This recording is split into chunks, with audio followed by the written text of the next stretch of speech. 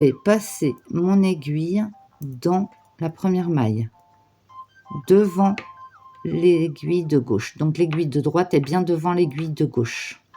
Et comme il s'agit d'une maille à l'endroit, je passe bien mon fil de laine sur le devant. Donc il faut bien que le fil soit devant l'aiguille. Donc une fois que j'ai passé mon aiguille de droite dans la maille, devant l'aiguille de gauche, je fais une boucle avec mon fil de la pelote de laine autour de l'aiguille de droite. Donc je passe derrière et je reviens devant. Donc une fois que ma boucle elle est faite, je enlève l'aiguille de la maille qui a été montée. Donc je glisse mon aiguille sans perdre le fil de la boucle derrière.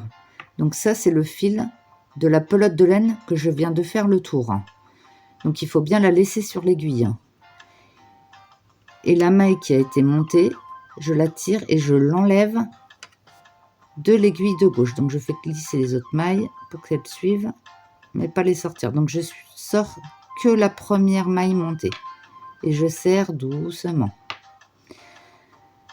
Pour la maille à l'envers, puisque je dois alterner pour les côtes, une maille en droit, une maille envers, je fais la même chose, mais derrière, puisque c'est une maille envers. Donc je place mon fil de la pelote de laine derrière mon aiguille de droite.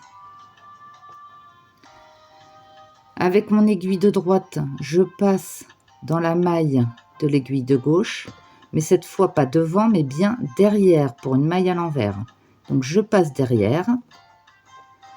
Avec le fil de ma pelote de laine, je fais une boucle autour de l'aiguille, mais cette fois en passant devant.